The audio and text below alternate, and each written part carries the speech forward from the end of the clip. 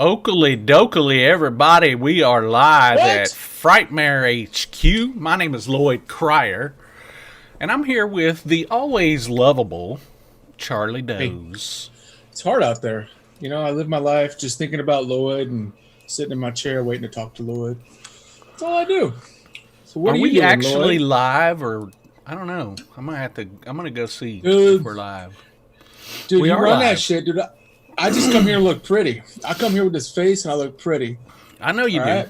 But that's what I'm I doing, do. you know. I got to check sometimes and just make sure things are working properly like they're supposed to and You all know, that kind of stuff. If it's not, we'll just talk to each other for like an hour. And the people will be like, hey, you guys didn't go live today. And we'll be like, so? We're too cool for school. Whatever. We're awesome. It was a private show. Whatever. Just for us. It was private. It was Pravite. Pravite, okay? Well, we got some good stuff. I posed the Yeah. question, was 1972 a good year for horror movies? And looking at this list, I'm going to go ahead and say up front that yes, it definitely I think was. It was. There's a lot of good crap. There's a lot of good crap in 1972. There Kind of a definitely was. full turnaround from 1970 when there was like 4 good movies and a sack of potatoes. That's pretty much it. And a bunch of vampire movies. A bunch of vampire movies. The hot vampires. Vampires drink chocolate milk. Part 2. Vampires invade the elementary school. Vampires go to Las Vegas and lose all their money at craps. In space. In space. In space. Oh, Lord. No one could hear you be a vampire. Oh, Lord, help me. Hey, you know what came out today? The Living Dead came out today. It I did. got my book. My copy is downstairs. I got my book. And it looks awesome. I got my can't book. wait to start It's- digging into it. It's a lot of pages. I'm going to read it all because I got the smarts to read them. You are a smart guy, Charles. You're one Let of me the see. I'm gonna smartest read it people right I now. know.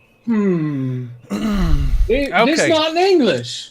What's going on here? What you talking about? What you talking about, Willis? I don't know Willis no more. All right, what we Putting got? the tip in as we get started. Well, 1972. Let's see. Who's on with us? Hang on just a second. I'm going to check a couple of things. Let's see. All right, I'm going to hang on. I'm waiting for you.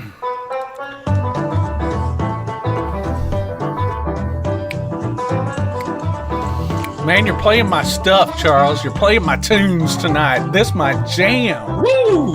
This is the theme song of one Loyd Cryer for Texas Frightmare Weekend. I'm here to scare the hell out of you, you lunkhead. Meteor You shit. lunkhead meteor crap. Meteor shit, Lloyd. Come on. I love this song. This is a great song. It's my favorite. I know. Every time I see you, it just comes on.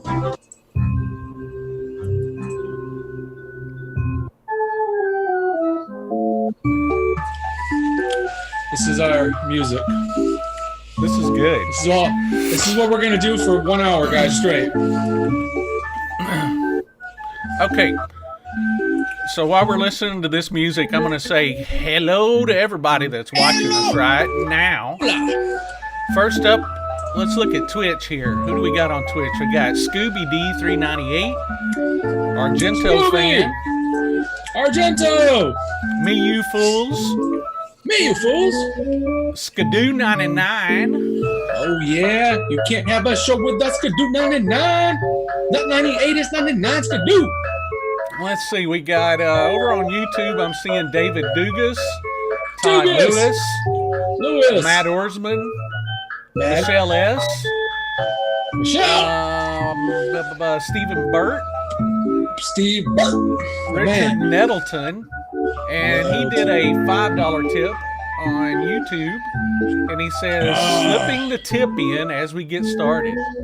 Thanks, Just Richard. the You know we tip. love the tip. Just We love the tip. tip, Richard. You know, we're not cochinos. We just like the tip. We're not, That's we're not right. bad. Tommy and Neil are on. Yeah. Let's see.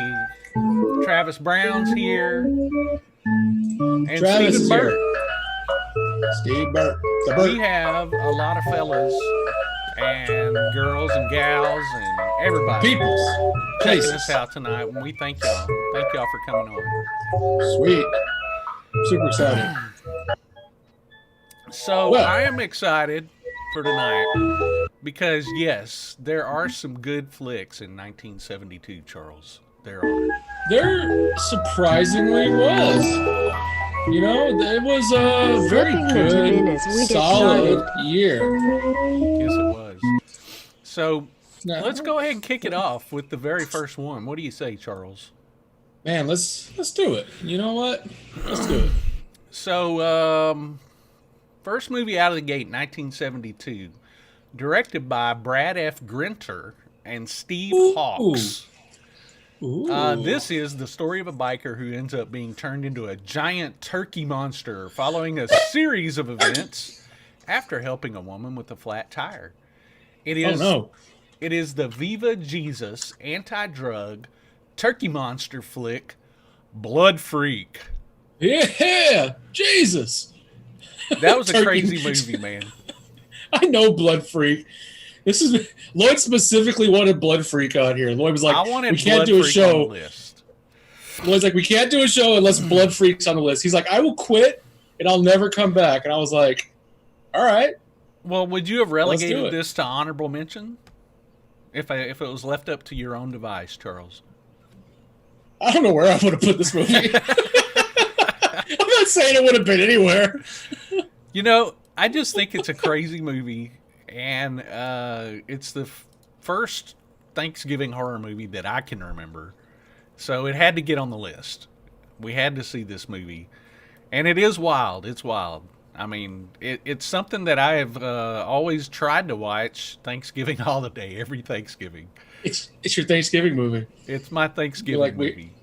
We have to do it, guys. We have to do it. Well, I know this movie, and I mean, it seems like that weird anti-drug Christian film, but I don't know. To me, it seems like a cruel joke for this director to see what he can make people watch. Well, it is. It is an anti-drug Christian type film, but it's also off type for that kind of a film too. But that's what it is at its heart. Okay.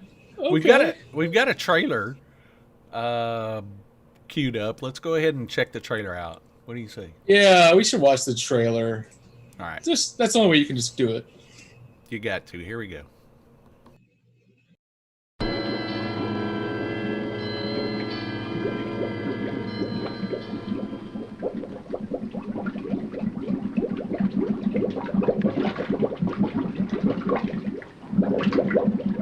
You got me hooked, and you're gonna keep me supplied. Got it? Hey, I got a bastard here. Now you listen to me. If you don't keep me supplied, I'm gonna break every bone in your miserable body. See Blood Freak, horrifying addicted monster whose thirst for an addict's blood will lead you to a horror beyond belief. Blood Freak, to survive addicts must die.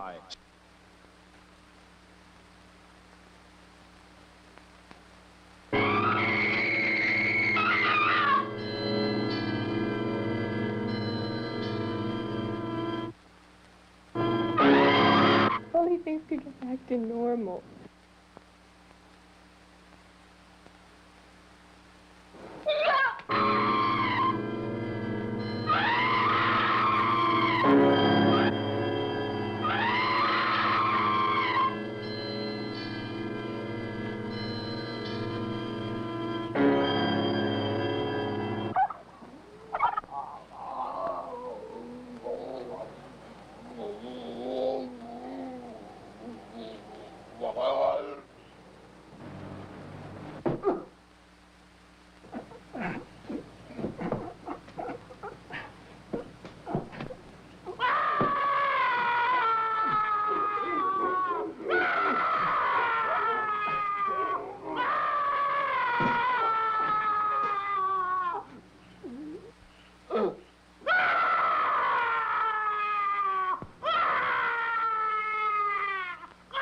See Blood Freak's horrifying revenge for the woman he loves.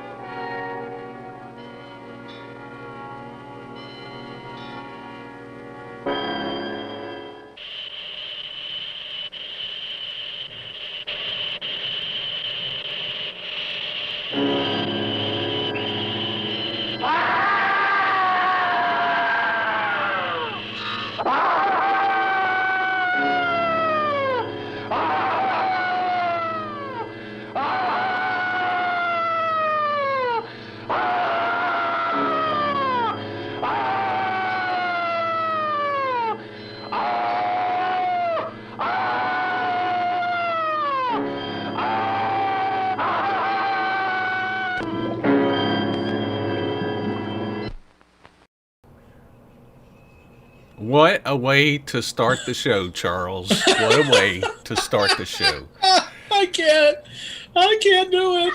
I love Blood Freak, man. It's fantastic. I love this movie. I think more people need to see it. And judging by the comments, it doesn't look like a lot of people have seen this movie. So I encourage you to all go out and check out Blood Freak. It's not because it's a great movie. It's because it's a terrible movie. And but it's worth it. It's worth the time. It's a fun flick, man. Oh my God, Richard's right. Richard said they used every dollar of that $50 budget. They sure did, Richard. Every cent. They used it all on that leg amputation effect. I love that voiceover in the trailer where he's like, "Here comes the turkey." The woman he loves, the turkey. Blood Freak. It's fantastic. Everything about that movie is great. It used to be streaming everywhere out there, but I'm not seeing it just at a cursory glance. So go out there. I don't know. Did they burn it? Maybe, but get out there, check it out. Watch it. You find have to. this movie. It's Absolutely. one of Lloyd's personal favorites. It of all is one of time. my personal favorites. It is a turkey of a movie.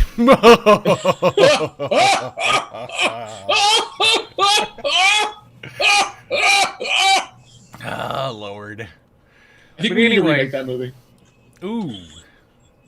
Man, that's a good Frightmare idea. HQ presents Blood Freak 2. This time, the turkey's burnt. Dun, dun, dun. A friend of mine and I, when we were in high school, we did actually write out a movie about a killer. Well, it was like a slasher-themed Thanksgiving flick. And he had all kinds of You can make it. one-liners for it. He said, this year at Thanksgiving, the cranberry sauce isn't the only thing that's red. Just stupid crap like that. Oh my I think God. we even drew a poster, concept poster up for it. It's terrible, but anyway. All right. Moving along to a little bit Man. more sophisticated fare. Sophisticated. Pardon me, Lloyd. Do you have any Grey Poupon? Well, this movie definitely makes Blood Freak look a lot more sophisticated. Sophisticated. Well, we got a movie that was brought out on March 9th, 1972, Lloyd. And yes, what is that? It's about 5 strangers who get lost in a crypt. Ooh. After meeting the mysterious crypt keeper, they receive visions on how they will die. It is an Amicus anthology flick, rightfully titled Tales from the Crypt. Oh, Tales from the Crypt. Oh, wrong, Tales from the Crypt. Actually, the same Tales from the Crypt, just different. It's a little earlier. It really is. It's based on the same thing. Yeah. Based on the stories from the Vault of Horror, Tales from the Crypt comics. I The mean, EC Comics. Yep. yeah, the EC comics. It's an anthology, and actually, the first story in this anthology was the pilot episode of the Tales from the Crypt TV show. Yep. They use the same story again. With Joan but- Collins. Yeah. Doing actually a pretty brilliant story. Classic, timeless. It's a great little short story. It's even really great if you can go back and read the original comics. Those are really fun to read. But this movie is, I've said this before, but I love Amicus films. And Yeah. I think this is one of their better ones. Yeah, one of the better anthologies, too. It's a great anthology. Great cast in this. The third story in this one, Poetic Justice, is one of Peter Cushing's best acting performance ever. Yep. That's a great story, great solid social commentary play. I mean, it's a great, it's Freddie Francis. Not, he did a lot of stuff as a director. You'll know him from a lot of horror films. Not so much in the 70s, but in the 60s, he did a lot of stuff for Amicus. He did Torture Garden, Psychopath, Hysteria. He also did one or two, or maybe just one Hammer movies. I know he did one of the Dracula movies at one point. So, but I think he did an earlier one of the Frankensteins too. I don't know, everybody did it seems like everybody did Hammer and Amicus. They just kind of popped around, But I enjoy this movie. Like you said, Joan Collins. Freddie Francis won an Oscar for cinematography. That's awesome. Freddie Francis? Mm-hmm. Here's the British quad of the poster. Tales from the Crypt, and underneath it says the Vault of Horror. But I don't know if this is actually a British quad or if this is something else. But this is basically the poster. You got John Collins up there.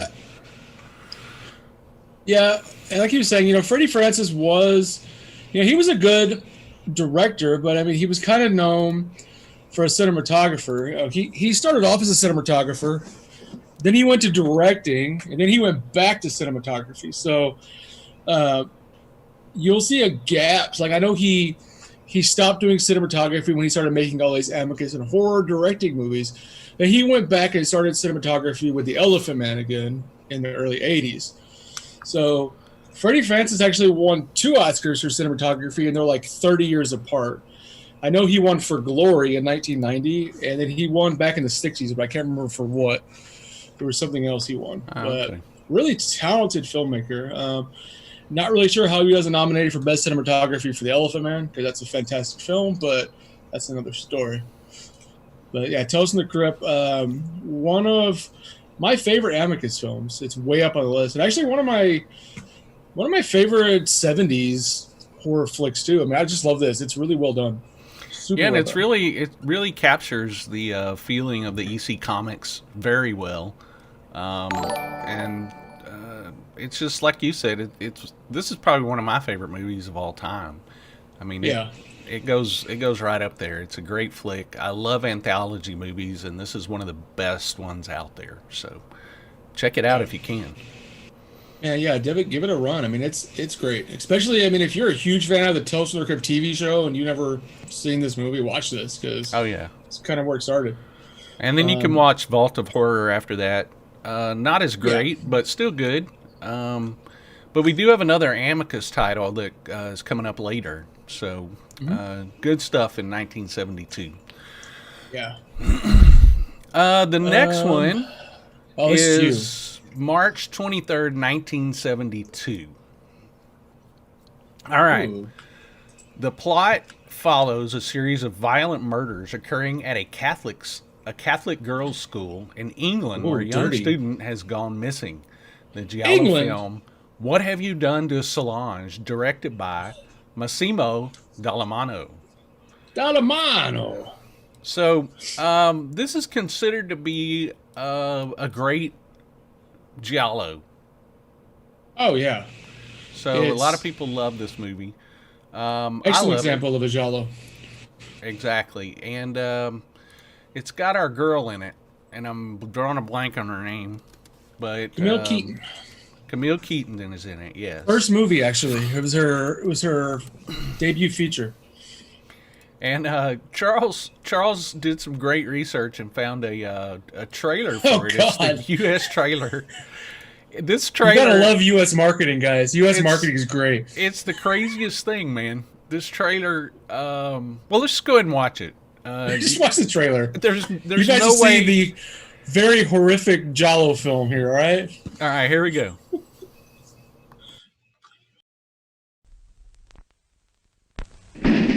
Meet the Rah-Rah Girls. Faster than the cheerleaders. Bigger than the Pom-Pom Girls. Get with the Rah-Rah Girls. From the top of their heads to the tip of their toes. When the whistle blows, everything goes. See the Rah-Rah Girls. They'll do anything for a score. Rated R.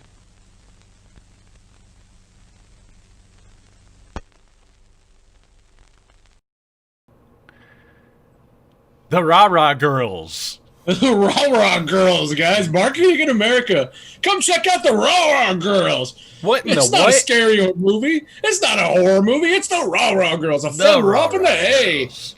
Bum, bum, Well, bum. You know, I don't know if you've noticed this lately, Charles, but there seems to be like an online thing where a lot of people are posting how they're opposed to trailers showing the whole story. Have you seen that? Have you seen a lot of people doing that? Well, this tells you absolutely nothing about the movie. You won't even know what you're watching when you go in there. You'll be like, "What the hell?" You'll think you're going in to check out, you know, some TNA cheerleader flick or something, and no, it's much more serious than that. You will be totally confused when you walk out.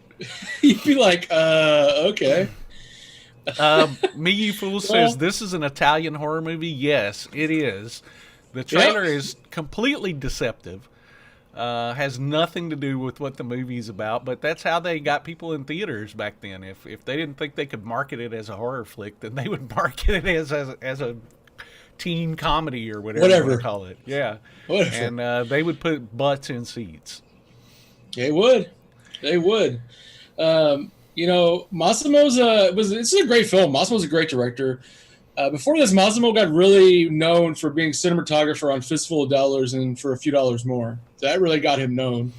Mm-hmm. Also, how he got to know Ennio Morricone, because Ennio Morricone did the score to this film. It's a fantastic score. This is one not a lot of people have seen, probably because they think they're watching Rah-Rah Girls. I'm not watching that. Rah-Rah Girls. I'm curious how many people have seen What Have You Done, or What Have They Done to Solange. Now, this was actually a sequel, wasn't it? Wasn't there another film, or was there a sequel? Or there is another film that's related to this, and I'm trying to remember what it is. I'll think of it later, but there is another film that has to do with this, or it was a sequel in similarity. I can't remember, but it's a good flick. It's a great flick, actually, and if you haven't seen it, you should check it out. Yeah, I mean, it's a great movie. It's not Rah-Rah Girls, but it's a fantastically filmed movie. Surprising enough, the cinematography is done by Joe D'Amato, who went on to do some very strange movies himself. He was a great cinematographer as well, though. Yeah, he was. We mentioned him a lot as our 80s series went on.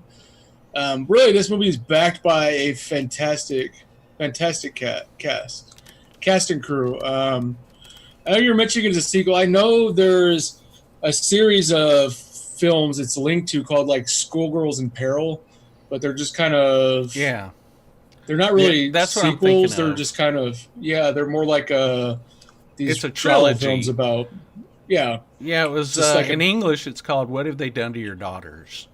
What Have They Done to Your Daughters? Yeah, it's the Schoolgirls in Peril trilogy. What Have You Done to Your Daughters? I don't remember what the other one was. Red Rings of Fear. Red Ring, something like that. There was another one. That one doesn't have the same ring to it as the other ones, but okay, we'll take it. What Have They Done to Your Daughters? A feel-good comedy of the year. Come sit and see. Rah-Rah Girls. Part 2. What Have They Done to Your Daughters? Well, they became Rah-Rah Girls.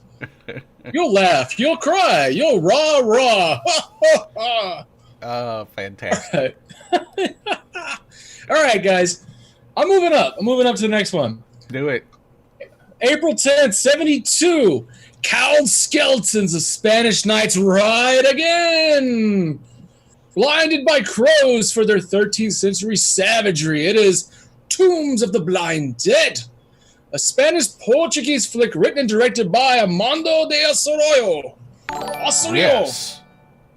Fantastic. I love this movie. Can't stay long. This movie's so great. We both said it at the same time. And wanted to send it's because it's so amazing. It just blows your freaking mind. It's a low-budget movie. It's beautifully shot in Portugal. I love this movie. So great. So do I. It's really good. This is something that every horror fan needs to check this out. And I don't know how available they are now, but this is from a series of movies. Tombs of the Blind Dead was the first one. The Blind Dead trilogy. The Blind Dead trilogy, and it was all about the Knights Templar. The Knights Templar have been a subject of several different legends and theories over the years, all the way up to housing the Ark of the Covenant. So yeah. This is a great series of movies. It's fun. It's Spanish made. Yep. It's good. It's fun. It's actually like the original version is like over 100 minutes long, I believe. And yeah, it was edited a few times. It was edited down a few times. Mm-hmm. Don't watch the edited versions. Don't do it. This was also known as Mark of the Devil Part 4, Tombs of the Blind Dead. Part 4. Why not? Just call it whatever you want. We're going to make it a sequel. Which part do you want it to be? I don't know, 4, 5, just something. Just do it. Put it in there. People will watch it, We're good. One of the sequels was The Ghost Galleon. And that was also directed by Armand de Osorio. And the other one was Night of the Seagulls. And that is Night of the Seagulls. Yeah, and they're both Blind Dead flicks.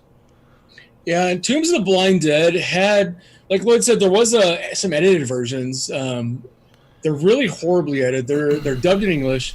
And one of them was actually called Revenge from Planet Ape, trying to get people to think it had something to do with Planet of the Apes. They showed it at drive-in, so yeah, there you go. Talking about that's America that in for the you. Comments. Yep. Oh, did they? Yeah. Yeah, that's what they did back there. I mean, back then to market films, anything to get butts in seats. Yeah, I mean, they really did. They really did. But it's a great movie. It's actually on Vudu. They're streaming this for free with commercials. So here's there's the that. poster that you pulled. I pulled it, Lloyd. Resusciati. Oh my Seche. God, your words are so beautiful, Lloyd. Tell me again. Beautiful words. Your words are all the beauty I need in my life. Le reste ruda belusta. Oh yeah.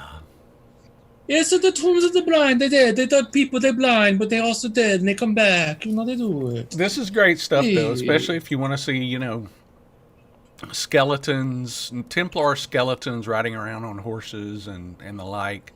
It's pretty good stuff. I mean, it's Very not really a zombie movie, but it is kind of a zombie movie. It's kind of got that old school like zombie feel you had in the 70s. Some of these weird movies. Yeah. Fun movie though. I mean, I love this movie. And I heard they're going to be, I don't know, they were supposed to be trying to remake these. I hope they don't do because they're trying to do whatever they want. Yeah. Well, we'll always have the originals, Charles. We'll always have the originals. Lloyd, you're an original, Lloyd. I am an original, and because of that, I'm going to move on to the next film. No. A plague? A Flickr picture? A Flickr picture. This is kind of, I don't know, this is kind of timely. A plague quarantined 19th century Serbian village is visited by a mysterious traveling circus. Soon, young children begin to disappear, and the locals suspect the circus troupe might be hiding behind a horrifying secret. The Hammer horror flick, Vampire Circus, directed by Robert Young. The Circus? All right. What do you think, the Vampire Circus? Do you like it? I actually love Vampire Circus. So do I. I think it's another great one from Hammer. I think the story and direction are fantastic. It's got this like sort of fantastic, whimsical fairy tale, vibe going on. I could say that the effects didn't really hold up to the test of time if you go back and rewatch it, but it's a lot of 70s movies. I like this though. I mean, it's just genuinely got some strangeness to it. That's a lot of fun.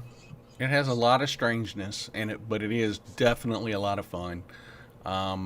I think I'm not a big vampire movie person. I do like several vampire movies, but this is one of my favorites, I would say, as far as vampire flicks go. It's pretty unique. It's pretty unique in the story around it. I like it a lot. I'm a big Hammer horror fan, but stepping aside of that, this is This is a fun movie. This is a really fun movie. This Robert Young, I'm not super familiar because I know he didn't do a lot. He didn't really do a lot more after this. So I can't really give you guys much about what else the director did because I don't really know. But besides that, I mean, I really enjoy the movie. It's a lot of fun. It's definitely, if you're a vampire person or a hammer horror person or really just want something a little bit different, yeah, give this one a shot. It's really good. Definitely. All right. Next up is one that I think I asked you to put on the list because it's Freaky Deaky. Freaky Deaky, Lloyd. Just this like is a you, freaky you deaky freaky little flick. man. Ooh, how freaky is it, Lloyd? Tell me. It's pretty It's pretty freaky. Ooh, Lloyd, freaky. talk to me. It's to me. freaky. Ooh, freaky. Ooh. So tell us what it is, Charles, so I can tell them why it's freaky. Ooh. So guys, May 25th, 72. Serial murderer strangling women with his necktie. Oh ho. The London police have a suspect, but it's the wrong man. It's the British thriller Frenzy, directed by Alfred Hitchcock. Another great movie. It is a great movie. Not one of his most well-known flicks. And you know what? I forgot to put the Vampire Circus poster up, so I'm doing that now. Screw that poster. We don't need that dirty thing. I love this poster. Get it out of here. Yeah, it's a great poster, actually. It really is very cool. Poster. But back to Frenzy. Alfred Hitchcock. This is a freaky deaky movie because there's a scene where the rapist, the necktie killer or the necktie rapist, is raping someone, and the whole time he's going, lovely, lovely, lovely, lovely, and lovely. That's why you do that. That's why you do that to me, Lloyd. Jesus. That's I don't know. It's so freaky, man. Don't you think that's freaky with that guy constantly? Yeah, this movie is pretty lovely. This movie is pretty freaky, and this is based on a novel too. The Goodbye Piccadilly, Farewell Leicester Square by Arthur LeBurn. We have a trailer for this. The trailer is great too because all of Hitchcock's trailers are just weird too. I don't know what he was. He was just weird in his trailers. Absolutely, we do have a trailer for this, and it's funny. I like this trailer. Let's go ahead and play it. Here we go. Yeah, he's great in it.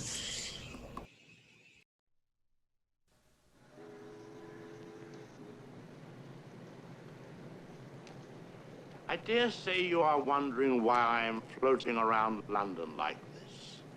I am on the famous Thames River, investigating a murder.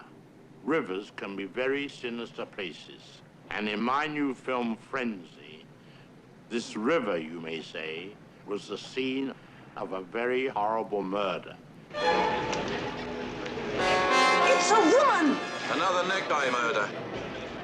Of course, one can never be sure where danger lurks.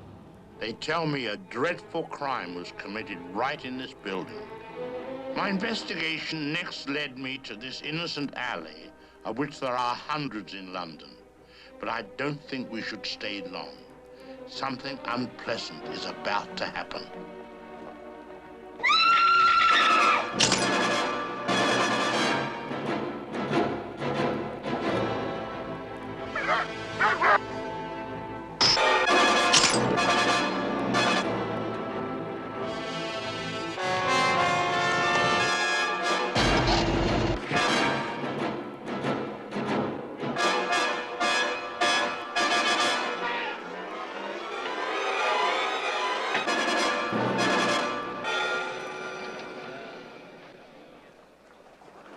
Here is the scene of another horrible murder. This is the famous London wholesale fruit and vegetable market, Covent Garden. Here you may buy the fruits of evil and the horrors of vegetables. I've heard of a leg of lamb, a leg of chicken, but never a leg of potatoes.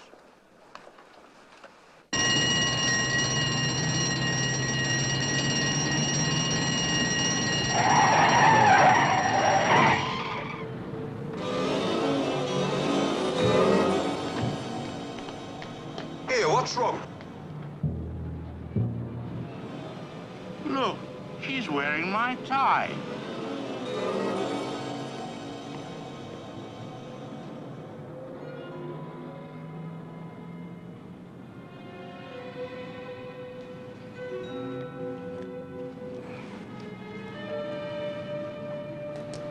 How'd you like my tie? How do you like it? I got the tie.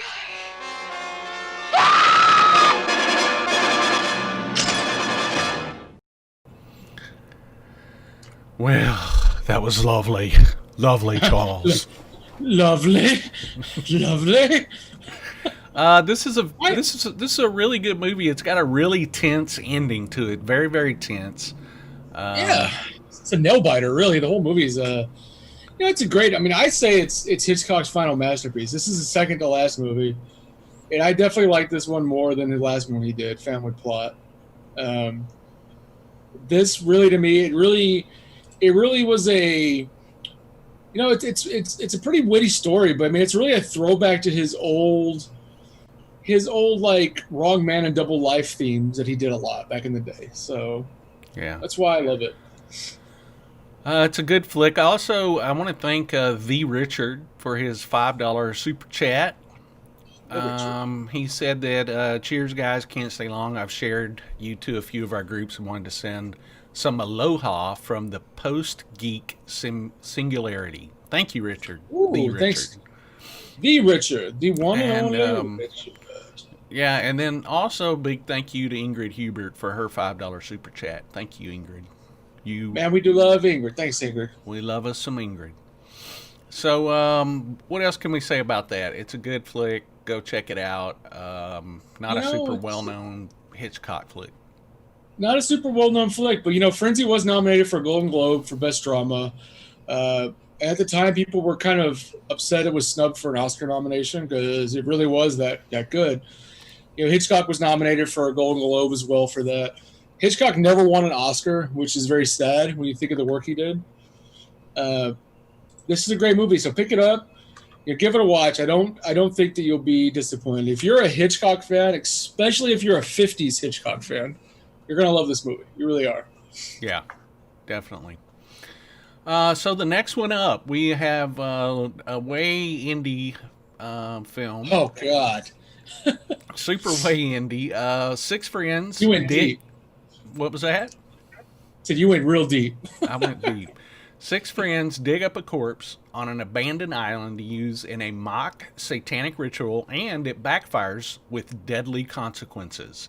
It is Children Shouldn't Play with Dead Things, also known as Revenge of the Living Dead, Things from the Dead, and Zreeks. Never knew it by that title.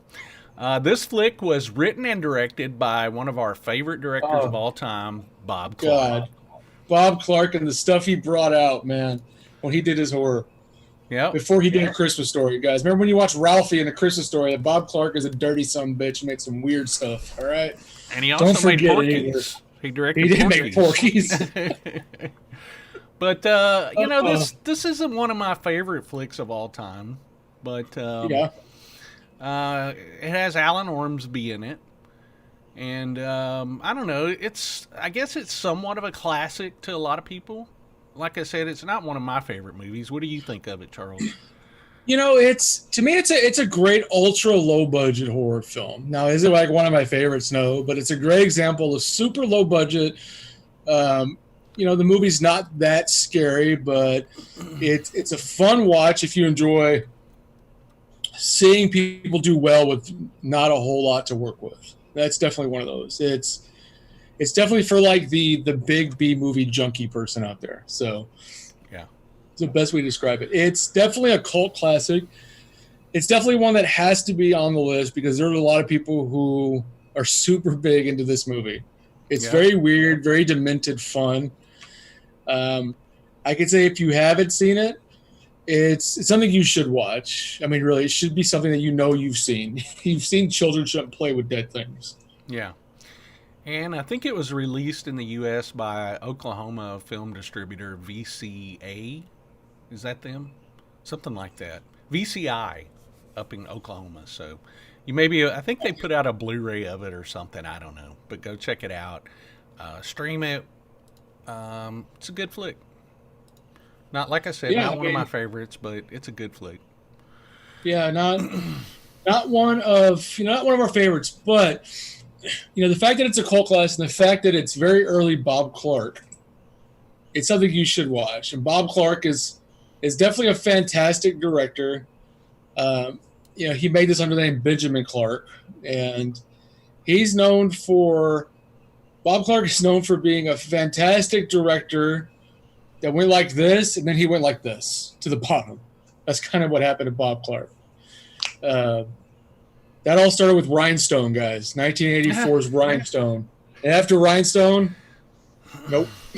And he got a tragic death in a car accident. I can't even remember when it was, but it was a pretty tragic death.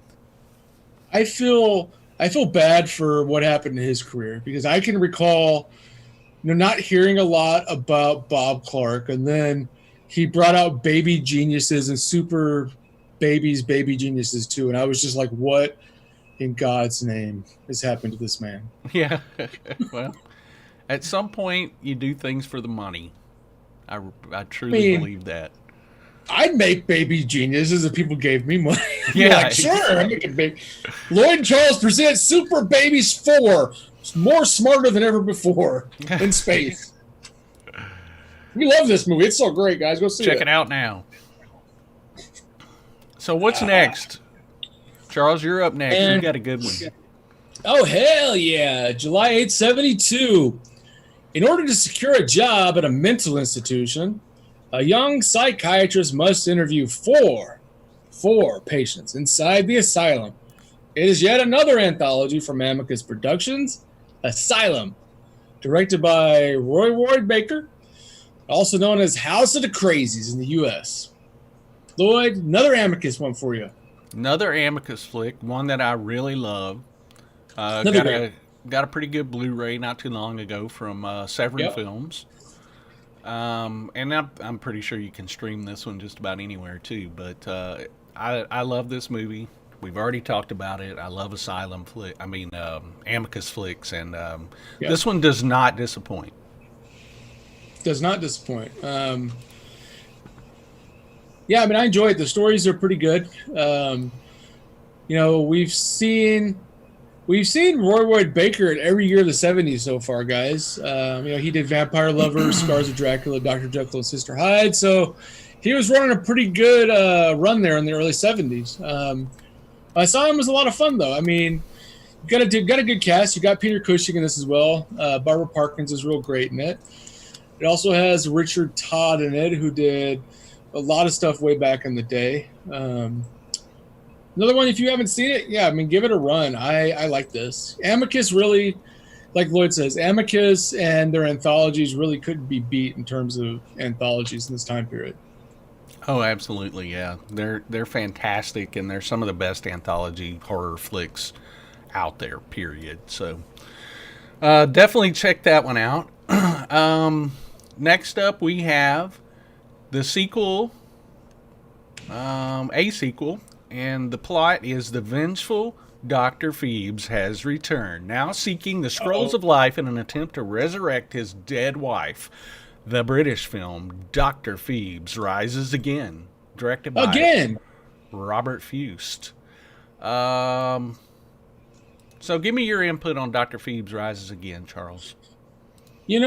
I actually like this. I think it's as much fun as the first one. I really do. I think it adds. I think it's a rare example in the 70s of a sequel kind of matching the first one. I won't say it's completely as good as Dr. Phibes, the first one, but I still think it's a fantastic sequel. And it's another one. It's another one that, and its original is considered cult classics nowadays. Vincent Price is fantastic in it. Mm-hmm. It's got a magical gothic feel to it. I really do enjoy it. What do you think? Well, we've been corrected. Dr. Phibes is said as in pie rather than feeble, so it's Dr. Phibes Damn Who's directing us? Me, you fools. Then that's cool. That's fine. Thanks, I'm guys. fine with being corrected because I have no idea. Dr. Phibes, Dr. Phibes, whatever. Look, guys, I'm a country boy. Correct us all you want, because if I'm saying something wrong and you guys know the right way, please tell me, because some of this stuff we don't know how it's pronounced. We know the movies. We like the movies, but you don't really hear it pronounced unless you specifically go back and watch like a trailer or something. So cheers to you, me, you fool. The Richard is taking off now. He said he had 4 different shows today and about to start another in 80 minutes. Thanks for stopping by there, Richard. Watch us on the replay. So I already put the poster up for Dr. Phibes. Dr. Phibes. Dr. Phibes. And, but, heck, there's not a lot of bad movies with Vincent Price, and this is definitely at the top of the heap. Definitely. It's got a great cast. Robert Quarry's in this, and I'm a big fan of Robert Quarry. He did Return of Count Yorga. He did Count Yorga. Yeah. Mm-hmm. Valley Kemp's in this. I'm a fan of her. She didn't do a whole lot, but I really love her performance in this. This really is like the only thing she did is as a kind of a big role, which kind of is sad, but I love her performance in this. It's just fun. I mean, they're fun movies. You kind of know what you're getting in for. It's a sequel, so you kind of know what you're getting in for. But it kind of took it to a different area, and it's Vincent Price. I mean, Vincent Price is Vincent Price. It's always fun. Me, you fools also says spoiler alert, but whatever. I like this one more than the original. Nice. Because some people do. And I'm going to do the spoiler alert. I'm going to do the spoiler. So if you don't want to hear it, turn it off. I like this one more than the original because Phibes wins at the end. Oh, so, booyakasha. Phibes wins. You don't like it? Phibes. That's a spoiler alert. Phibes. I just spoiled the movie for you. I just spoiled a 40-year-old movie. I'm going to scare the hell out of you by spoiling these movies. Yeah, and Argento fan said Carolyn Monroe played Phibes' dead wife. So, yes, she did. Again. And we love her. She was at Texas Frightmare Weekend, 2012 or 13 or 14? I can't remember. She was a sweetheart. She was a sweetheart, and she brought her daughter with her, and her daughter is just as beautiful as she is. And, man, one of my favorite guests ever. So, I know. I mean, she did so much stuff I love, Maniac. Captain Kronos, Star Crash. It's just so much fun. We don't even mention Spy Who Loved Me because I'm a big Bond nerd too, and I love my Bond movies. And that's one reason I had a hard time talking to her because I love Spy Who Loved Me. So I was like, "Hey, Carolyn, how are you?" Me, you fools. Yes, we would definitely consider bringing Carolyn back. I still work with her daughter. She books other people. Other guests, so we've booked someone else with her for the upcoming event, the 2021 event. So yes, definitely, and she always reminds me that we need to bring her mom back. Oh heck yeah! I've got a Dracula AD 72 poster with her. Needs to have her on it. So there you go. All right, so now we're gonna roll all the way over to our favorite country on the horror map, and that is Italy, and you're next up with an Italian flick. God, I love this movie. Yeah. August 18th, 72. Not only that, it's one of the most fantastic titles, like all these movies did. Yeah. A degenerate writer amuses himself by hosting orgies and humiliating his wife. God, sounds like Loyd. Wait, sorry guys, didn't mean to say that. He becomes a scared the hell out of you, Loyd. This degenerate writer becomes a prime suspect when a number of women are murdered near his estate. It is this giallo film. Your vice is a locked room, and only I have the key. Directed by Sergio Martino. God, I love this movie. It's got a great title. We're going to scare the hell out of you. I took the vice and I put it in the room, and I locked us, and I put the key and I threw it to the trash. And only I have the key. I have the key. Don't want the key is mine. It's over there. It's locked. Your vice. Go. This movie is highly respected by a lot of people. And, me is one of them. It's a beautiful film. But I will tell you, if you haven't seen any giallo flicks, and I'm not talking about some of the later Argento flicks. I'm talking about early. I'm talking about early giallo flicks. If you haven't seen any, then they are an acquired taste. Yeah. Right. Giallo films. Yeah, I mean, acquired taste. Like early ones like Black Belly, the Tarantula, Cat of Nine Tails, Blade of the Ripper. Those are kind of sometimes an acquired taste. They are. Well, even kind of like caviar. I think even like this one is you kind of need to ease into stuff like this because a lot of people might find these super boring, but once you get into giallo flicks, you will become addicted. You've got to work your way into giallo, guys. Giallo is a hard genre that evolved a lot. It changed a lot. Some of them are, a little more difficult. You got to ease your way in, like Lloyd's saying. What Have You Done to Solange is a good one, though, for beginners. That's a good one. I think that's a little more easier to watch. That one is. Okay. It might. Well, didn't Arrow put this out in a box set not too long ago? Oh, they did, in a beautiful box set. A huge, beautiful box set with a poster. Yeah. Doesn't it have the house with laughing windows and Yeah, a few. Here it is. I'm seeing it. Your vice is a locked room, and only I have the key. That's one of them. Where is it? Let me see where it was. I can't remember what the box, but the Black Cat is the Black Cat part of this one, or am I thinking of another box set? Well, Your Vice is a Locked Room is loosely based on Poe's Black Cat story. Right. Arrow Video did bring this out, but it's I know the box set they have was the one I know is the one was just this. I know they brought a box set with movies, but I don't know which movies ran it. They did bring out a box set of just this. That was really cool. It had like a poster with it and a bunch of stuff. Okay, maybe that's what I'm thinking of. But I think it did come with Black Cat, like you're saying, which was like an 80 or 81 flick. Yeah. They kind of go together. Yeah. Flick, yeah.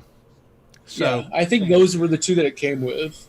Yeah, because it was like a Poe Black Cat box set or something, But cool flick. Arrow knocked it out of the park with that release. Great transfer for a great Beautiful movie. transfer they did. Yeah, it's a really great movie. We could do a whole story we could do a whole show on just giallo because really it's an acquired taste. I have a few I tell people to start with. Some that are kind of more fun, easier to watch. Tenebrae is one, I think, and Berber Crystal Plumage are kind of ones I think people can start with. But there's others. Yeah, that's for another day. Matt was saying last horror movie was also shortlisted. That was a another Carolyn Monroe flick. Which one? Chrissy Gilliland says, y'all are making my watch list incredibly long. I love it. 72 especially. 70 and 71 weren't very that impressive, but 72 was a pretty impressive year. 70, 71 had a few good movies, some real classic films, some ones that are necessary, but there's not an abundance of them. They're kind of few and far between. So 72 really was like kicking it out, Right. Did you give me a poster? Yes, you did. So let me put that poster up. El tuo visio y una stanza chiusa y solo io ni ho la chiavi. Wow. That wasn't a very long enough title, in my opinion. They need to add another sentence to that. Let me tell you guys too. Original posters from this movie are super hard to find and very expensive. All right, this was only released in Italy in 72, and the Italy posters are few and far between. It was released in U.S. It was actually never released in the U.S. in theaters at all that I'm aware of. I know it got a Mexico and a UK release at one point, 74, 75. Never released in the U.S. Not a lot of releases for this one. So anytime you see original posters like the one Lloyd put up, Super collectible, super expensive, super difficult to find. I know because I hunt for this crap. It also had Eurotrash star Edwig. I don't know if I'm pronouncing that. Edwig Finnick. But she was in a ton of Euro flicks, so it's Edwig, great. yeah. She's great. Yeah, she was in a lot of stuff, and she even popped up in Hostel Part 2, I remember. It was 10 or 15 years ago. Yeah, it says it wasn't released in the U.S. until October 2015 for the Blu-ray premiere. Yeah. That's amazing. Yeah, so that's the first time. We never got a release here at all. So I played a little in Italy, but that's why the posters are hard to find, because anytime you have a movie that did 1 year in its production country and didn't really get released anywhere else, the posters are hard because there wasn't a lot of them, because there wasn't a lot of theaters, and they get trashed and thrown away. So, all right. So even though this one is for me, I'm going to introduce it and let you lead, because I've never seen this movie. I know about it. I know of the movie, but I have never seen it. Yeah, I'm just being honest. Oh my God. When two sisters inherit their family castle, a string of murders committed by a mysterious dark-haired woman in a red cloak targets their circle of friends. The Giallo film, The Red Queen Kills 7 Times, directed by Emilio Miraglia. Who also did The Night Evelyn Came Out of the Grave. These are kind of the two movies he was known for. Night Evelyn Came Out of the Grave, Red Queen Kills 7 Times. Red Queen Kills 7 Times is a fantastic movie. It really is. It's a very cool Giallo flick. It's super interesting. It was a co-production with Germany, and it's so great. I mean, it's just it's a beautiful film. It's what you want in Giallo. You got sexiness, you got gory kills, really, really thick atmosphere, really great plot. We got a trailer for it. We should run the trailer, but I just pulled up on Amazon, and Amazon tells me I've watched it because the button says watch again. But if I remember nothing about it, so I'm going to go back and watch it again. I mean, this movie does a great job. Kind of what a lot of Giallos in this time is they kind of treaded that line between Giallo and gothic thriller, and this one did it really well, juggling that time, juggling those two genres. Evelyn, The Night Evelyn Came Out of the Grave, which was his first movie, was a lot more supernatural oriented. This is not like that. This is just a menacing atmospheric thriller. I love this movie. I cannot watch this movie enough. One of my favorite Giallo films. My personal favorite Giallo films. Me, you fools, asked a question, not to get off topic, but how would you say the difference is between a Giallo and, say, Suspiria? Well, Suspiria is a Giallo, but I would say Suspiria is hyper gory and hyper violent. I would, and of course you get some of that in Giallo, but I just think Suspiria is Suspiria's confusing in genres. Let's just say that it is confusing in genres. I don't know. That's just the way. I believe he says I didn't know Suspiria was Giallo. Yes, I consider it Giallo, but it's also Dario's new breed of Giallo. That's pretty much what Suspiria was. What do you think, Charles? Yeah, Giallo in basics. So if you get down to the basic rudimentary sense of a Giallo film, it has to be a very over-stylized, almost, at times gory crime movie. So really you're treading on a crime flick. So there has to be some element of something happening, and then there's an investigation. So there you go.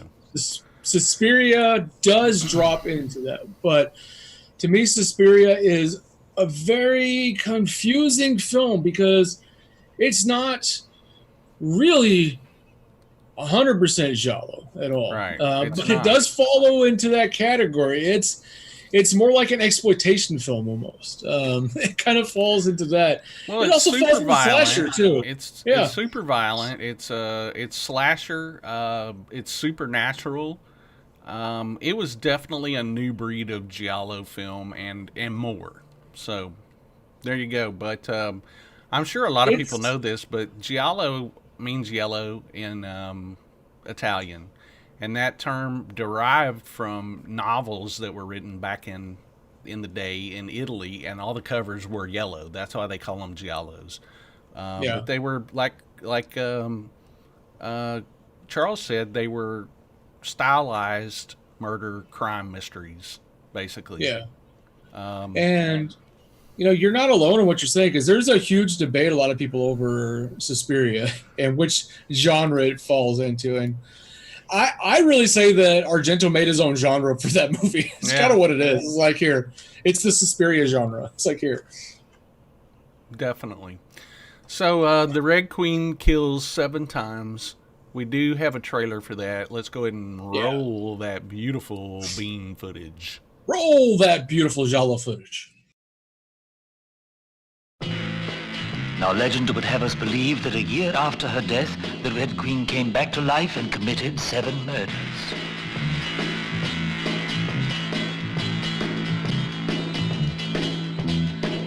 Help me! Francis! Why are you so afraid of the police? Herbert and Francisca worked out a plan so the police wouldn't find out.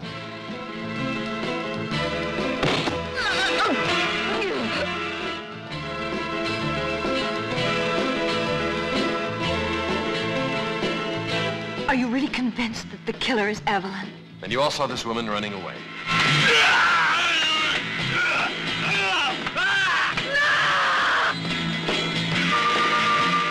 Now remember, she was wearing a cape, a red one. You look as if you recognize that face. I found out how your sister Evelyn was murdered. What do you want from me?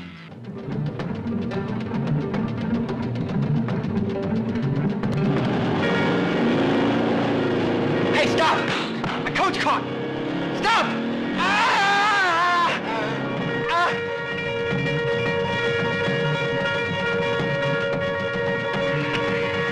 As soon as I get the knife, I'll murder you. I'm going to murder my husband.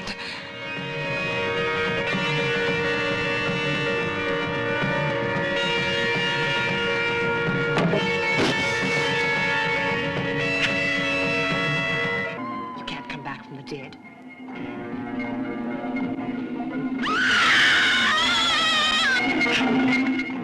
You can keep Kitty for appearances and have me for entertainment. And if you keep me happy, I won't blow the whistle on you. You wouldn't want to disappoint the poor inspector, would you?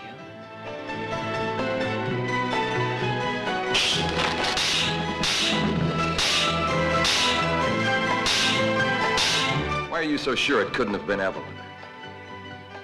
Now, I'd like to know where you were at 1:30 this morning.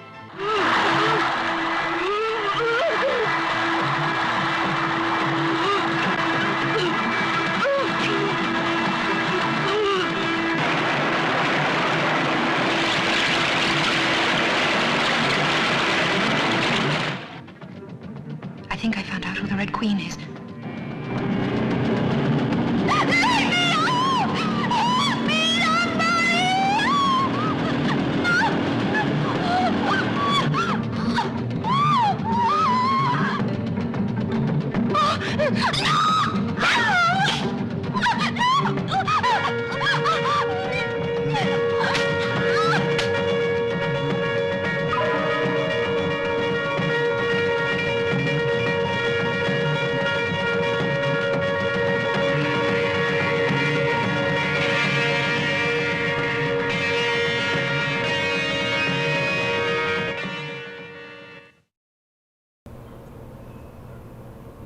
All right, the Lady in Red killed the Queen. The Red Queen kills 7 times. The Lady in Red kills 7 times.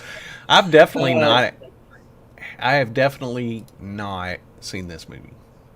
Yeah, I mean it's a great film. Great score by Bruno Nicolai. Like I said, one of my favorite giallo films. I love it. It's a great story. I don't want to give too much away, but I enjoyed the movie. Great cast. Sybil Danny's great in it. Barbara Boucher, is that her name? She's great in this too. But fantastic film. I can't recommend enough. Well, I am going to go back and watch this one for sure. Watch it. That's why I'm glad. I'm glad we do this show too, because I discover stuff every now and then too that I go, oh yeah, I need to watch that movie. I know of this movie, but I've never seen it. Yeah. So Charles, you've got something that's near and dear to your heart. Love this movie. This is one of my favorites as a kid, and a genre itself I've purposely studied inside and out. This movie, August 25th, 1972, an ancient African prince turned into a vampire by Dracula himself finds himself in modern-day Los Angeles. It is the blaxploitation classic Blacula, directed by William Crane. This is a fantastically fun film. It was the very first blaxploitation horror film. It was born at a time that the sort of the background of this movie is a lot more important than the final product. This was a product of a black director at a time when there was a huge political terrain. It's still a lot of segregation in filmmaking among African Americans and whites. And this movie sort of caused an explosion of the blaxploitation horror genre. It's very campy, but super enjoyable. Like any 70s films, and this one in particular, there's some 70s elements that didn't age that well.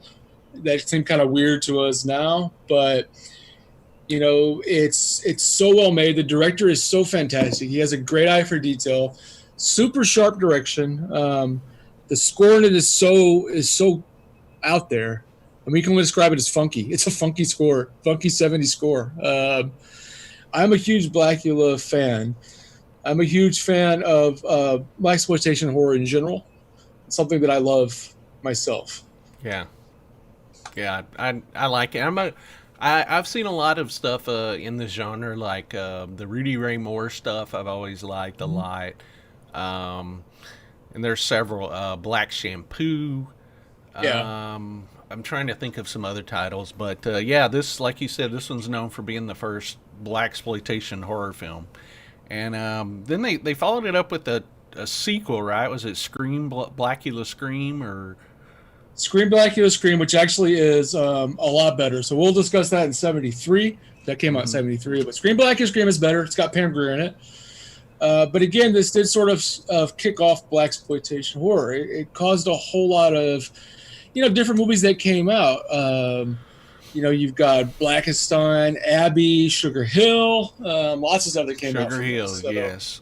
Yep. I have Abbey as well. It's a really bad print, but you can't get it because basically The Exorcist sued the hell out of them and buried that movie forever. But it's good stuff, and they don't make it anymore. Or make it like that anymore. The Eddie Murphy, Rudy Ray Moore documentary that came out on Netflix a little while ago.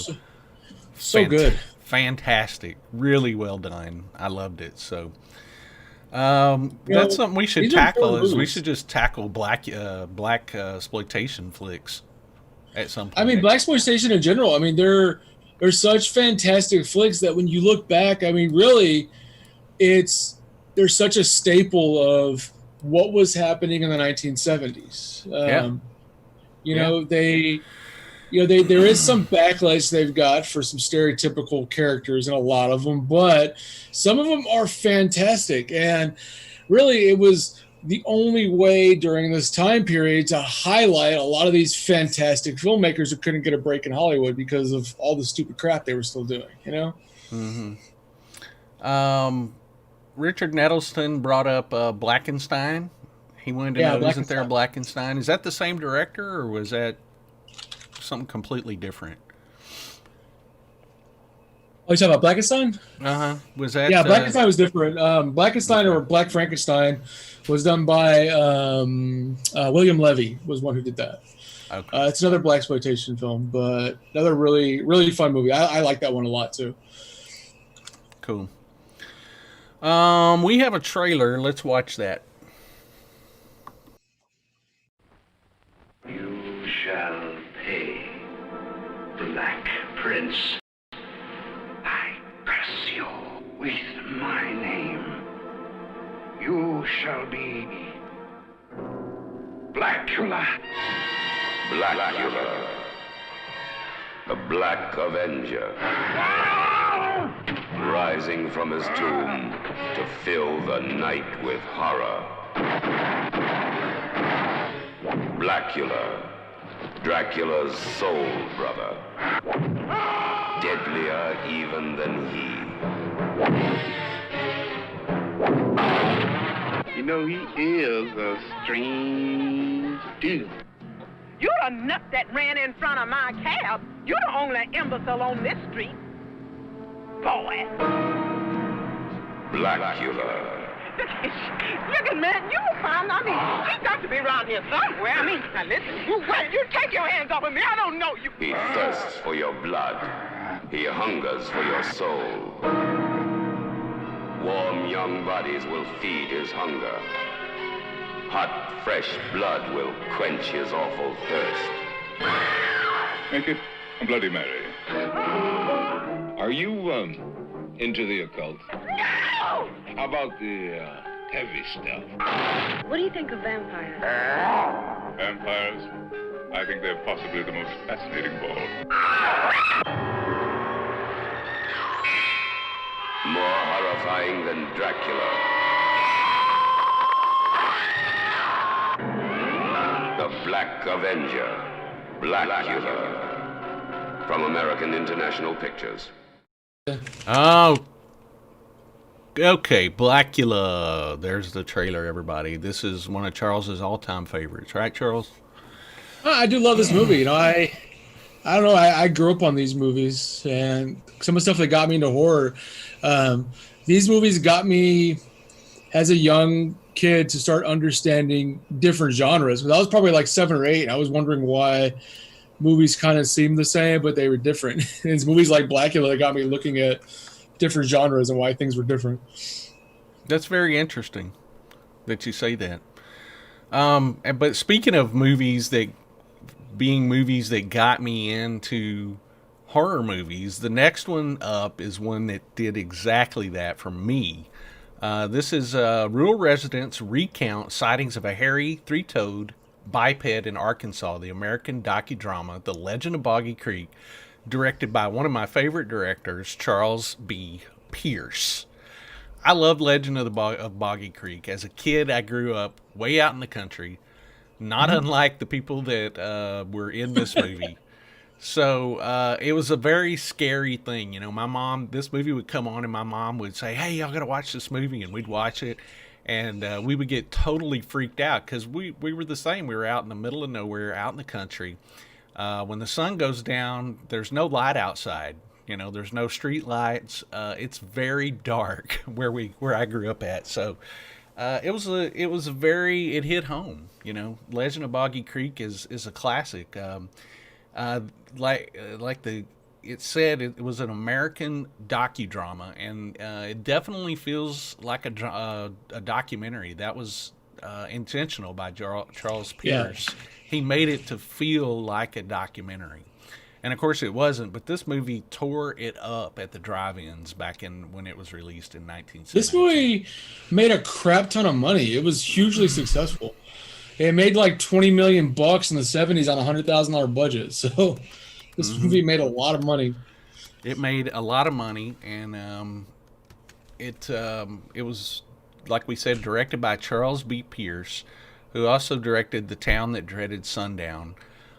These films were pretty accessible for me, and I say they were accessible for me because they felt like they could have been made in my backyard, and that's why I loved them. But it's about the Falk monster. That has had a lot of sightings in and around Falk, Arkansas since the 1950s. And still to this day, this is one of the best Bigfoot flicks ever made. Yeah, Charles Pierce after this actually worked in blaxploitation flicks. Before he went to direct more, he was a set decorator for Coffee and Foxy Brown, because Coffee and Foxy Brown are two of my favorite movies of all time. And I know the cast and crew that inside and out, and I think it's funny he went from directing this hugely successful movie to being a set decorator before actually doing more movies. He did Winterhawk and Town of Red Sundown, like you said. He did a sequel to this too, didn't he? Boggy Creek 2? I think so, and then, it's been forever since I've seen it, and I don't remember it being that great. But his daughter is actively working on a 4K restoration. I think it's been completed. They've done some screenings of it around here and there, and I think she's talking about getting out an actual 4K disc of it out. But I know she has a 4K transfer on Blu-ray, if I'm not mistaken. And I'm looking at their website right now. It's legendofboggycreek.com. And if you go to shop, let's see what they got. Yeah, they got the Legend of Boggy Creek on Blu-ray. It's $29.99.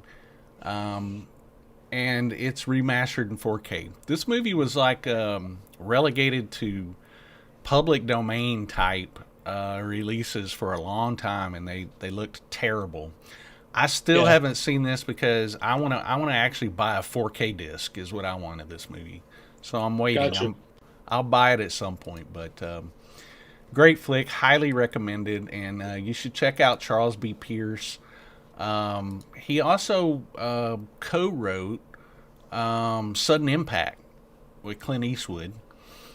Cool. So he had a rather illustrious career, and made a ton of money. I don't know that he made a lot of money, but his movies made a ton of money in the drive-ins. I love filmmakers like Charles Pierce, who worked on a lot of interesting films, but not really doing the same thing. You got somebody who's a writer, a set decorator. He was even a cinematographer on something. So it's like he just did a lot of random stuff, and it's really cool to see that. Here's the poster for it. This is a pretty infamous poster because of the art. I actually know someone who found the original art for this movie. It disappeared at one point, and this guy found it and bought it and returned it to the estate of Charles B. Pierce. And That's nice. I know who it was. I don't know if he wants me to mention his name, but so I'm not going to do that. But yeah, he returned it to their estate, and they actually have the original art from The Legend of Boggy Creek back after many, many years. That's so awesome. I mean, it's a really noble thing to do. I know Loyd wouldn't have given up. Loyd had been like, it's mine. Yeah. Boggy Creek. So, Me You Fools says, I don't know what Robert Englund's problem with this movie is, but he needs to stop bad-mouthing it. I don't know what tell us what you're saying. I'm not sure, but he also says that Pierce claimed he invented the go ahead, make my day line, which I wouldn't doubt it. Pierce was a genius. He was way ahead of his time. The Town That Dreaded Sundown is still, I think it's one of the creepiest movies ever, just because you think that it ends with them never finding the killer, and it's real. It really happened. Yeah, definitely a fun movie. I mean, one to grab and watch. I haven't seen it in a long time, but I do know when I watched it. It's it's definitely the best Bigfoot movie, like you're saying. Yeah. It's still pretty creepy. I mean, it's definitely a low budget film, but I mean, you can see it was definitely well made, and it's one that should be restored, like you're saying. So glad to see there is at least a Blu-ray out of it. There is, yeah. But you can only, as far as I know, you can only buy it at their website, legendofboggycreek.com. Yeah. Oh, cool. So you guys, that's a big deal, legendary type films. Man. August 1972, August 30th, teenage girls heading to a rock concert try to score the marijuana. The marijuana, guys. In the city. That's your first problem right there. You don't go to the goddamn city for the marijuana. Well, in the city, they are kidnapped, brutalized by a gang of psychotic convicts. It's the American exploitation film Last House on the Left, the directorial debut of Wes Craven. Oh my. That's super duper highly influential film. Also, a remake of an old film, Man of the Spring. So it's an old story that was updated, and it's super brutal. Very brutal movie. Yeah, I mean, it's what you could say. It's definitely a super brutal movie. Craven also wrote it. He did a lot of the work himself. I think he was the editor as well. I think it's funny that originally this was scripted to be a hardcore pornographic film, like super hardcore porn. And everybody in the movie agreed to do it, but after it was started filming, Craven rewrote it to be a more horror type film and remove all the hardcore porn. So there you go, guys. It could have been a porn. So yep. We almost had it. We almost had it, guys. The who was it? There was one guy that's in the movie. One of the actors is actually well known for being in a lot of porn films. So I can't remember his name, but anyway, it's not Fred Lincoln, right? I think so. But Fred Lincoln? yeah. But we recently had Jeremy Rain and Mark Scheffler at the event a couple of years ago, and they were fantastic people. It's a classic, man. It's a big deal, big deal. It's a huge deal. It's a very disturbing film, but it's a landmark film. It's a stake in the ground of horror, really. It's not for the weak at heart. There's a lot that goes on in this movie. It's the fact that it's Wes Craven's, first movie is always great to watch, but it's just a very eerie, terrifying, like realistic movie of crap that could happen, Yeah. Sean Cunningham was he the producer on this film? Huh? Yeah, Cunningham was the producer. He went on to direct Friday the 13th, of course, and co-create it. But yeah, he was the original producer for this, or he did Friday the 13th. So, and I may have misspoke. Cunningham at that time was already a known director when Friday the 13th came out, because he did movies throughout the 70s, like Together, Here Comes the Tigers. There's a bunch of stuff. He produced movies, so. And so I called it. I said it was. Kind of a loose remake of Man of the Spring. I meant to say The Virgin Spring. Sorry about that. It's a Swedish film, right? Yeah, it's got Ingrid Bergman directed, right? Ingmar Bergman, and it's got the father from Exorcist in it, Von Sydow. Yeah. Virgin Spring is, it's Virgin Spring's another good movie. Virgin Spring kind of goes in this like rape revenge film category. It's not as demented as this, though. It's not as demented, but it follows a basic storyline where a family's daughter goes out. She's brutalized and killed by a group of bad guys, and then they end up at the parents' home, and then they take revenge. So that's basically the storyline. It's a good double feature. If you can watch Virgin Spring and Last House on the Left together, it's a great double feature to watch. There you go. All right, so next up, a reporter and a promiscuous young woman try to solve a series of child killings in a remote southern Italian town rife with superstition and a distrust of outsiders. It's the giallo film Don't Torture a Duckling, directed by Lucio Fulci. Yeah, no ducklings are harmed in the making of this film. Let me tell you, 72, like we said, it's a great movie. 72 has probably my top two favorite giallo films. And, we already saw one, which is Red Queen Kills 7 Times. Don't Torture a Duckling is number 2 on that list. I mean, those are coupled together. I love both those movies. Such fantastic films. They are, and Arrow put that out with a great cover art done by Timothy Petitis, who also does. Yeah, Petitis' art. Yep, it's Petitis' art, and he does the posters for Texas Frightmare Weekend. Yeah, and this is just a beautiful giallo masterpiece. I mean, really, this is, Fulci got known later on for his 80s gore flicks, but this is really, in my opinion, this is Fulci at his, like, some of his best. I mean, this movie is beautifully made. It is a piece of art. I mean, really. Yeah. It's absolute Italian perfection. Let's just call it that. I love this movie. Yes. Beautiful flick. Beautiful flick. The next movie is yours, and it is not quite a masterpiece, but you asked me to put on this on here, and I was like, "Why in God is Loyd going to put this on here?" But I'm going to do it for Loyd. I think it has to go on. I think you have to do it, Charles. So, all right, thank you for honoring my wish. Hey, I do whatever you want. I just work here. All right, it's my first day. All right. Now, I would never argue with Loyd. If you want it on the list, it's going on the list. It's going on the list. Now, all right, guys. October 4th, 1972. Just listen.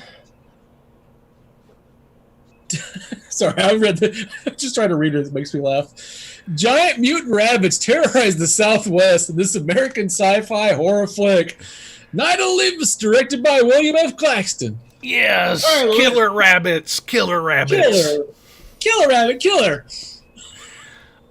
This is a nature run-amok flick, and I think its only inspiration was that at one point during the 70s or in the late 60s, rabbit populations were booming everywhere, and they were destroying crops, farmers' crops around the country. So that's that's really the main reason why this movie was made, to capitalize on a news piece. I think we should jump right into the trailer, Charles. Let's watch it.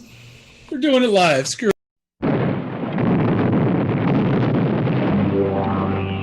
What happened that night science made its greatest mistake?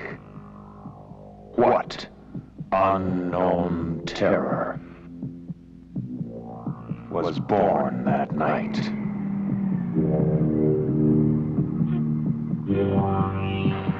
What is the terrifying mutant that strikes from behind the shroud of night?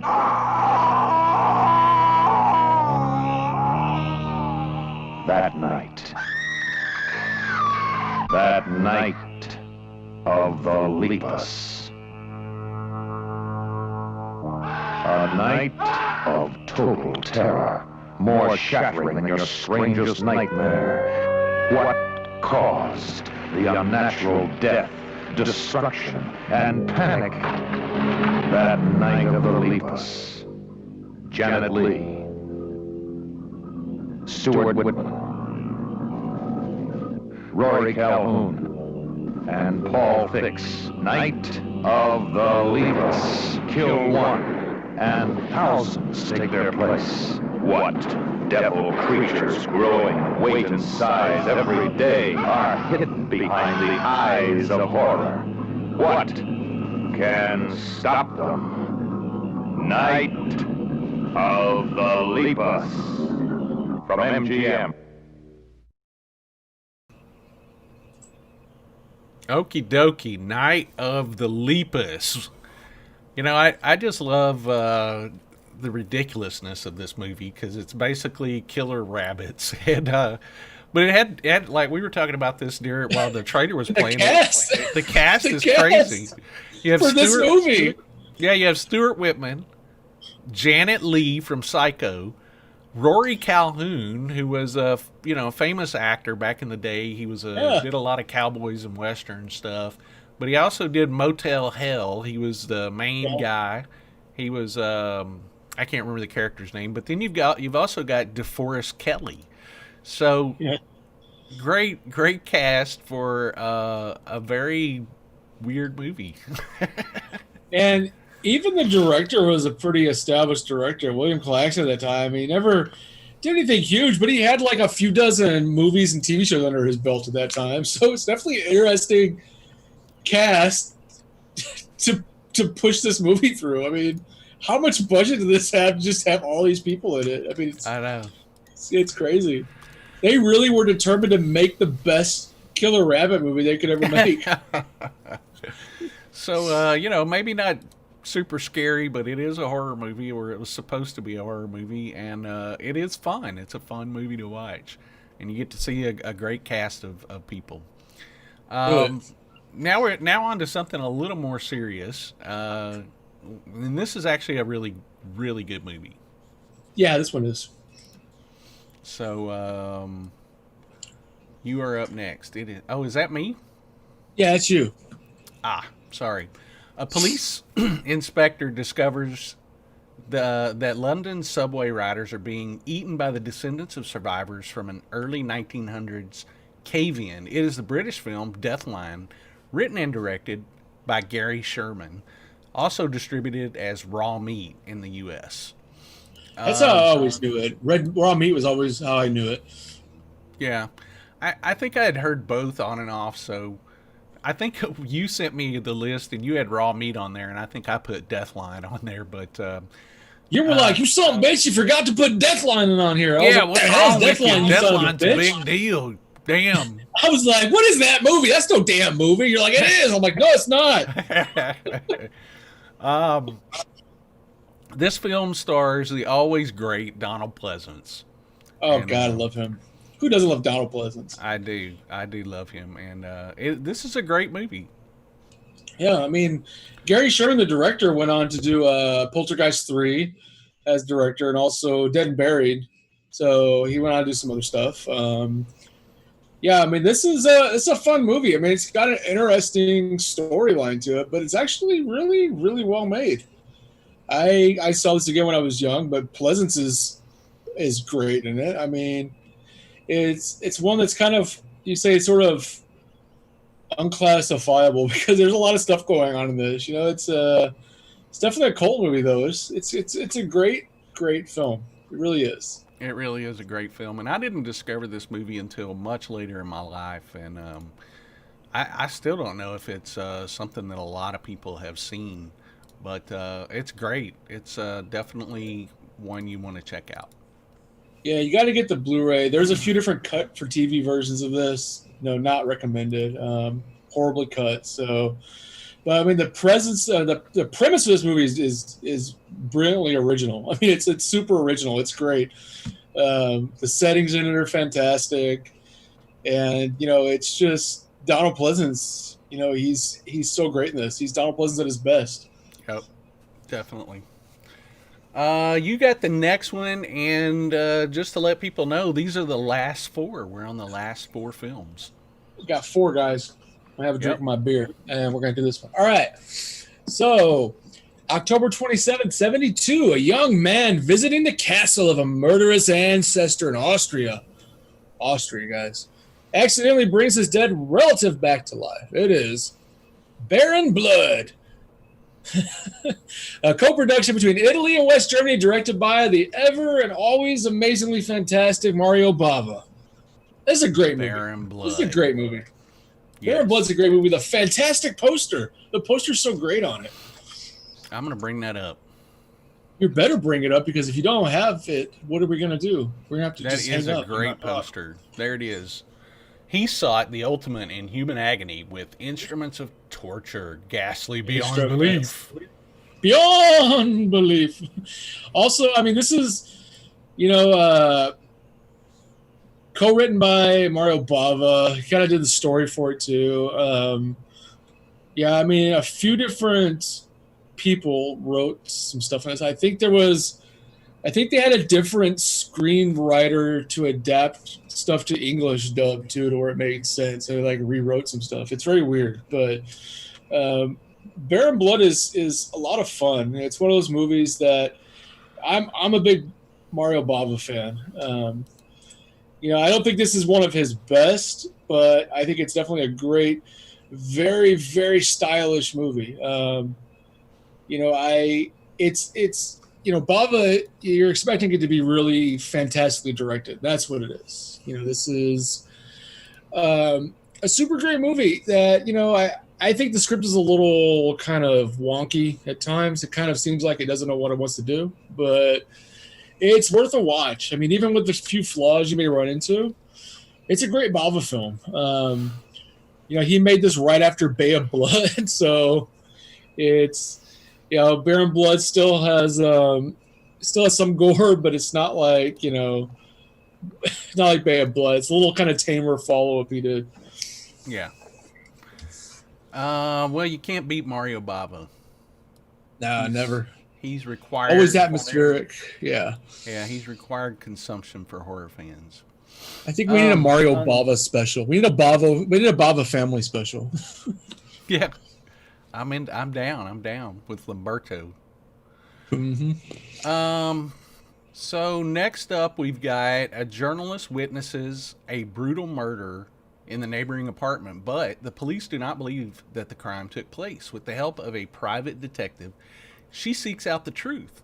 It is the American psychological slasher film Sisters, written and directed by Brian De Palma, released as Blood Sisters in the United Kingdom. Nice. I love Sisters. Oh, it's great. It's really great. Brian De Palma. Come on. Yeah, I'm a big De Palma fan. I don't think you can go wrong with De Palma. But Sisters I agree. Do you agree? I always liked De Palma. Yeah, I always liked De Palma. De Palma is one of my favorite directors. I'll put it out there. I mean, really, one of my favorite directors. This one also has former or previous Texas Frightmare Weekend guest Margot Kidder playing the twin sisters in this movie. It's a really, really good flick. I love De Palma, like we were saying. I love Body Double. That's one of my favorite movies ever. Oh yeah, Body Double. Double. What else did he do? Carly, Raising Cain. The first Mission Impossible he did was so fantastic. Carrie. We don't have to go into Carrie, but it's a different story. Maybe it's a director we can do more on sometime. But yeah, I mean, really, he was very, Sisters is very Hitchcock feeling. It's got that Hitchcock feel to it. Well, that's what De Palma was originally known for, was, doing a lot of Hitchcock. And they feel genuinely Hitchcockian. So, good stuff. I love Sisters. Yeah. There was a remake made of it. It's terrible. Don't watch it. One of the highlights of Sisters is the freaking score is done by the infamous Bernard Herrmann, one of the greatest composers of all time, next to Ennio Morricone. It's like him and Morricone. Mm-hmm. At this point, Bernard Herrmann was almost retired. If you guys are not familiar with Bernard Herrmann, I mean, it's definitely somebody you should know. He did the complete musical scores for Psycho, North by Northwest, Citizen Kane, Man Who Do Too Much, Day There Stood Still, Vertigo. I think one of the last ones he did was Taxi Driver after this. I mean, really amazing guy. He did way too much awesomeness. Twitch Nate mentioned Blowout by De Palma too, which is another great De Palma film.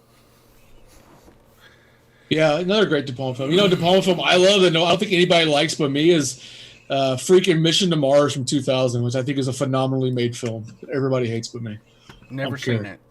There was such a glut of Mars films at one point, I just gave up and quit watching them. Well, that's the best. That's the best one. All right.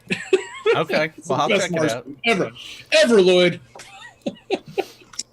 Well, moving on to the next one. This is a favorite of mine, Charles. Oh my God! I've never even seen this, but I'll introduce. You've never seen this? I've never seen this. We'll play the trailer after you introduce it, but this was a childhood favorite of mine. Guys, this is the first movie we have done in this entire series that I've not seen, all right? Loyd did something tonight. Very first one. We made it all the way through the 80s. We made it 70, 71, then finally Loyd got me something I haven't seen. All right. November 21st, 72. An anthropologist and his daughter stumble upon a colony of living, breathing gargoyles. It is the movie Gargoyles, directed by Bill Norton. I know of this movie. I have never seen it because something you may not know about Charles is I am very hesitant and standoffish with anything that's a TV movie, and I know this was a TV movie, and it's very difficult to get me to watch any TV movie. All right? Well, listen, it's actually pretty creepy. I've loved it since I was a kid, and I've watched it since, and it's still a fun movie. So I think you should give it a shot. There's a lot of great old made-for-TV films that you've got to go back and watch if you just kind of avoid TV horror like the plague, because there's good stuff out there, and I'll recommend some as we go to you. But Gargoyles, I would definitely recommend, and I'm pretty sure you can watch it. I think it's on Amazon Prime right now. Is it? Yeah. I'll watch it. I'm telling you, I've always avoided made for TV like the plague. I don't know what it was, but in my head, I would see made for TV and be like, nope, next. Yeah. Well, it's also got makeup effects by Stan Winston. And nice. I want to say one of the gargoyles was played by the guy who played Bull on Night Court, and he was in House, and if I'm not mistaken. Now, don't mistake this for the 90s Disney cartoon Gargoyles, because that is not what it is. That's what I'm going to end up watching. I'm going to pull this up and be like, hell yeah, I'm watching Gargoyles. That's what I'm going to end up watching, the whole cartoon. Be like, hell yeah, that's great, Lloyd. This has Cornell Wilde in it. It also has Jennifer Salt. Trying to find out, what was his name, the guy that played Bull? I can't remember. Well, maybe he wasn't in it. I don't know. Anyway, I love this movie. It's some, you know, those movies you see when you're a little kid. Richard Mall is what they said. Me, you fools said Richard Mall. I know, Jennifer Salt, because she was also in Sisters that we just talked about. But Jennifer Salt's actually one of the main producers of American Horror Story. She's one of the people who got it off the ground. So that's pretty cool. Is she? Mm-hmm. So I guess I'm like wrong. First, I don't know why. Seasons. I don't know where I got that Richard Mall played one of them, but I am definitely wrong. Because I just looked it up. But anyway, it's a good flick. It's fun. Let's watch. I think we have the trailer for it, don't we? Heck yeah, we do. I found you a trailer because I had to find you a trailer for this, Lloyd. All right, here we go. The devil was once the most favored of the host of angels serving the Lord. But pride welled in his breast. He thought it unseemly for him to serve. The devil and his band of followers, who likewise suffered the sin of pride, were defeated in battle by the Lord and his host, and were banished to the outermost depths of hell, never to know the presence of the Lord or look on heaven again. Smarting with his wounds, but all the more swollen with pride, the devil cried out from the depths, "It is better to rule in hell than serve in heaven." The devil proclaimed what was lost in heaven would be gained on earth. He said, "My offspring, the gargoyles, will one day rule the Lord's works, earth and man." And so it came to pass that while man ruled on earth, the gargoyles waited, lurking, hidden from the light. Reborn every 600 years in man's reckoning of time, the gargoyles joined battle against man to gain dominion over the earth. In each coming, the gargoyles were nearly destroyed by men who flourished in greater numbers. Now it has been so many hundreds of years that it seems the ancient statues and paintings of gargoyles are just products of man's imagination. In this year, with man's thoughts turned toward the many ills he has brought upon himself, man has forgotten his most ancient adversary, the gargoyles.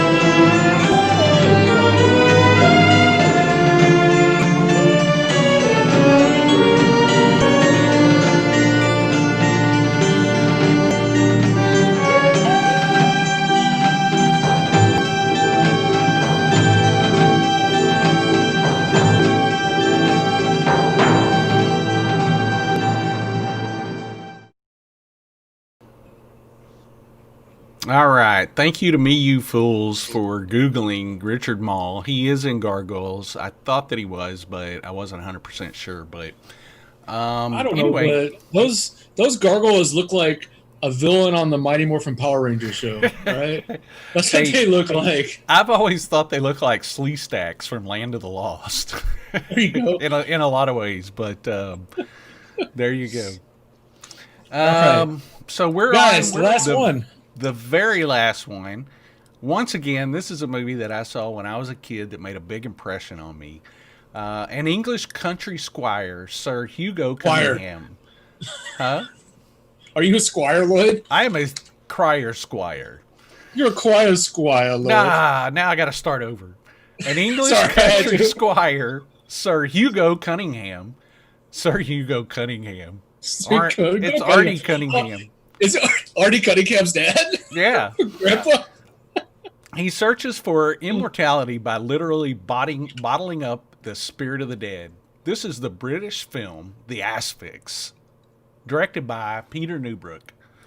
What's it called, Lloyd? The Asphyx. Oh, God. That I remember seeing the movie originally under the title "The Man Who Couldn't Die," I believe was the original title, or one of the titles that it was out there on. And my cousin, who introduced me to a lot of films, introduced me to The Asphyx, and it's a great little British flick. They basically have to kill you. And they watch the spirit escape your body, and they've devised a way to capture your spirit. And once they've captured the spirit, you can live forever, is the basic premise of this movie.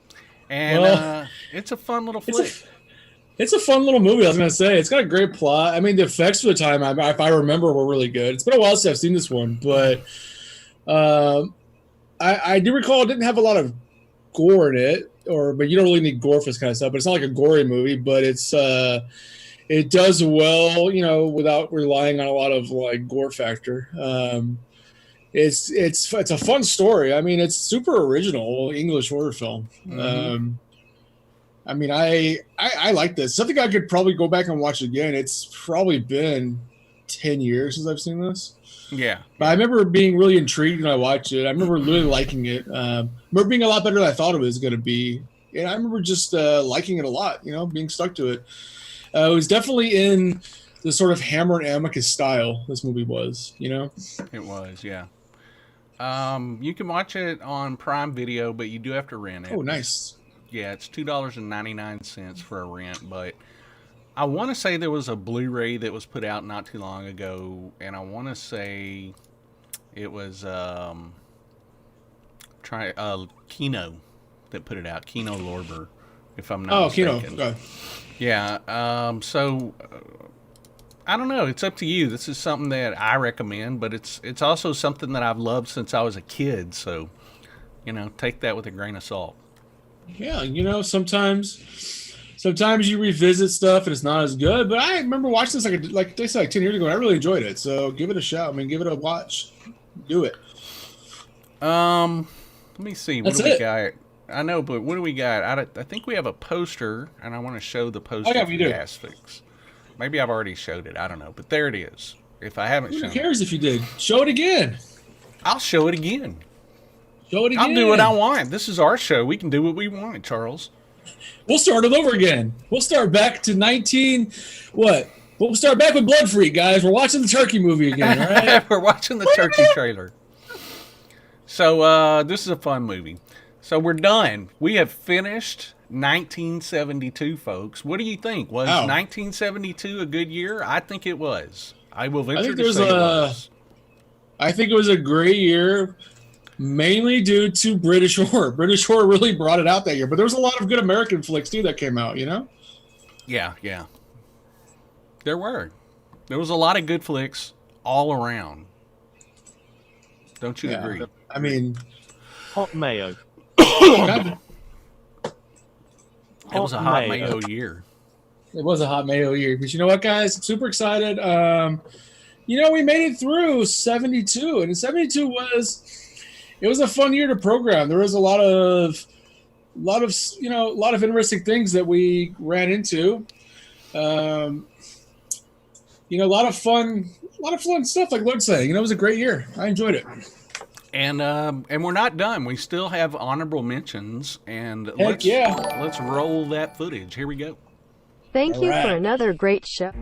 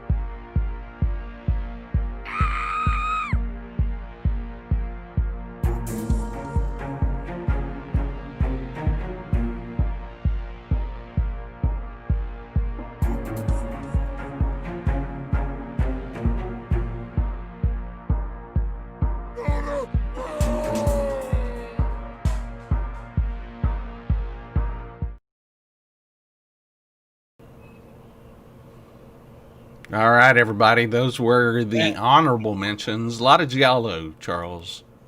Let me address Todd Lewis. Todd Lewis said, "How was Season of the Witch not in the main show?" All right. I put Season of the Witch honorable mentions because I absolutely love Romero. To me, though, Season of the Witch is not a horror film, really, in my sense. I think it has witchcraft in it, but to me, it's way much more on the drama side than on the horror side. But I couldn't get through and not at least do a nod to it.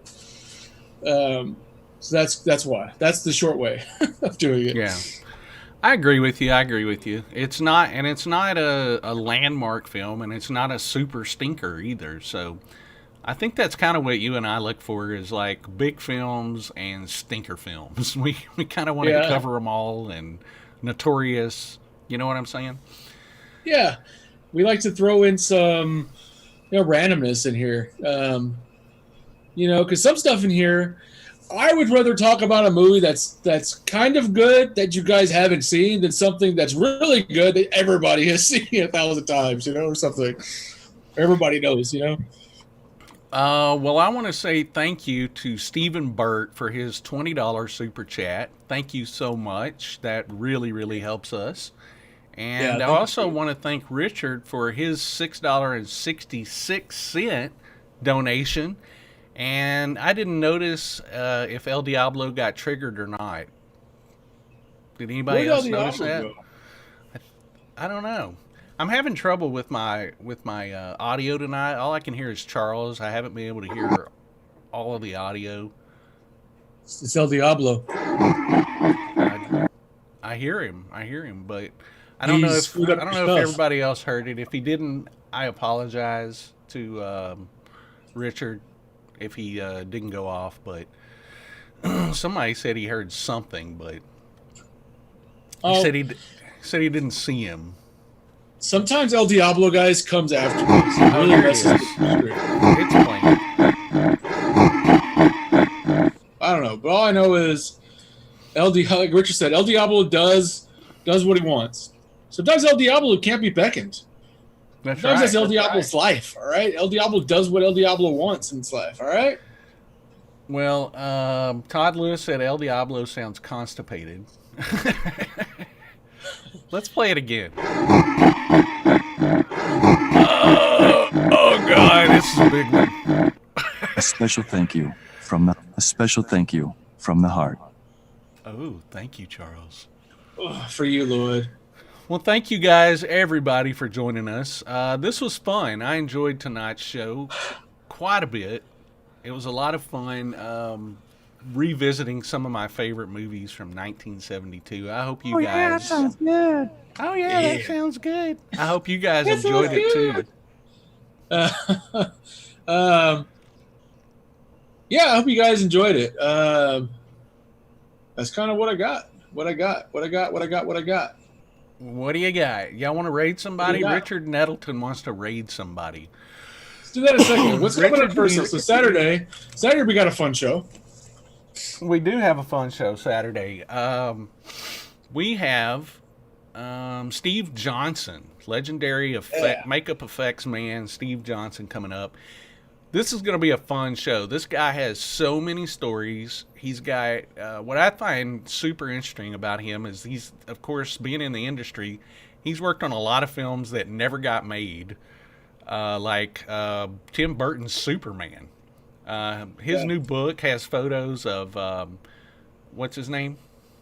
Come on, Charles. Nicolas Cage? Yeah, Nick Cage in the Superman costume that he designed for the Tim Burton film. So he's going to be talking about Rubberhead Volume 2 on Saturday's show. Volume 1 he sold at our show, and tons of people enjoyed it, bought that book. So Volume 2 is on pre-order, so we're going to try to help him out and help him sell some books. Somebody said no Blu-ray giveaway. Yes, we do have a Blu-ray giveaway today.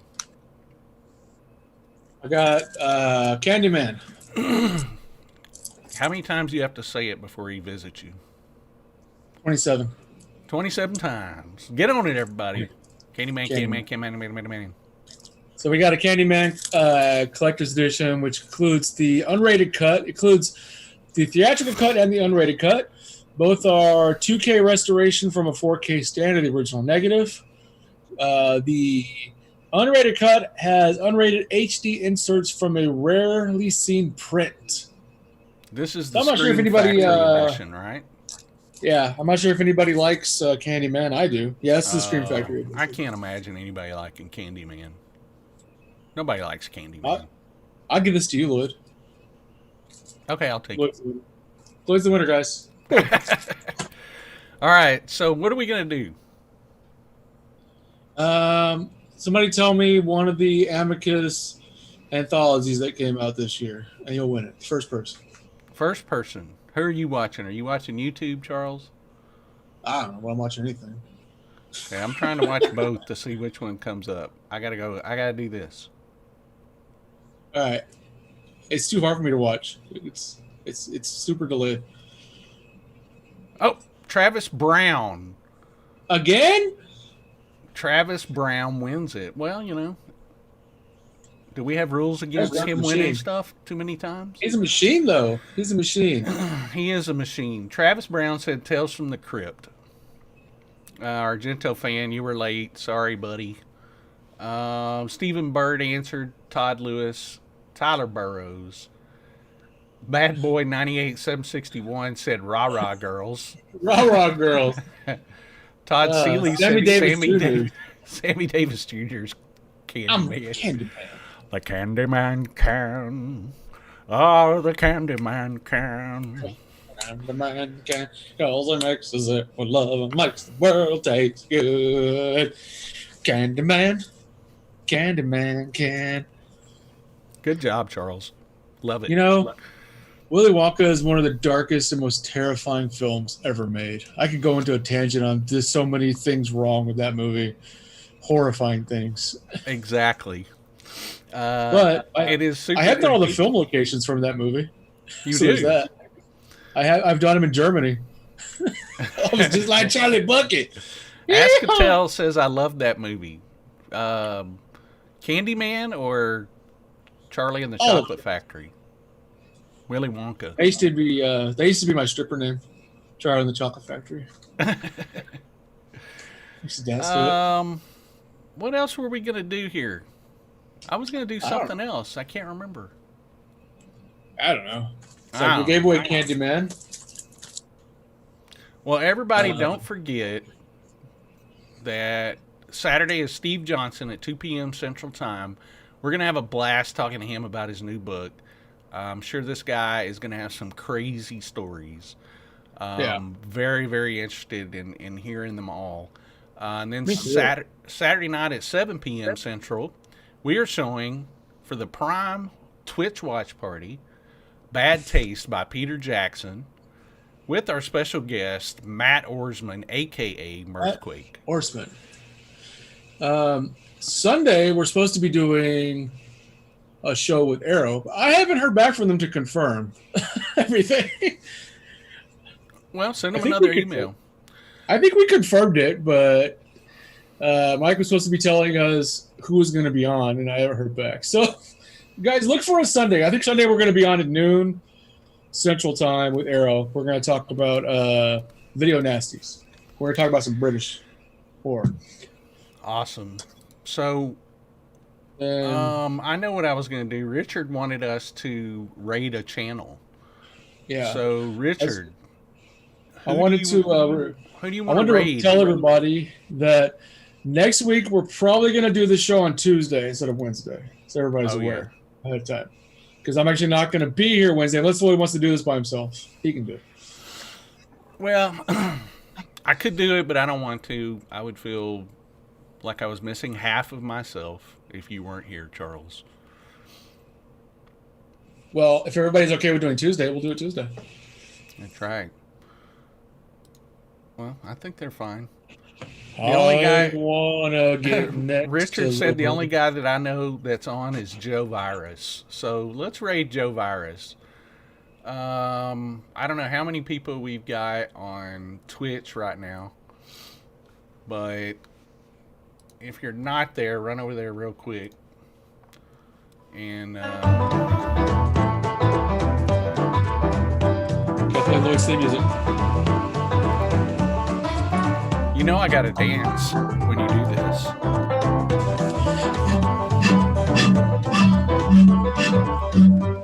Play my jug. Play that jug. Yeah! Okay, we'll raid Joe Virus. So if you guys are ready, we're gonna start. And before we do that, we want to say thank you all for joining us. We had a good time hanging out with y'all tonight. Yeah, great time, guys. Love Here hanging out with you comes guys. the raid.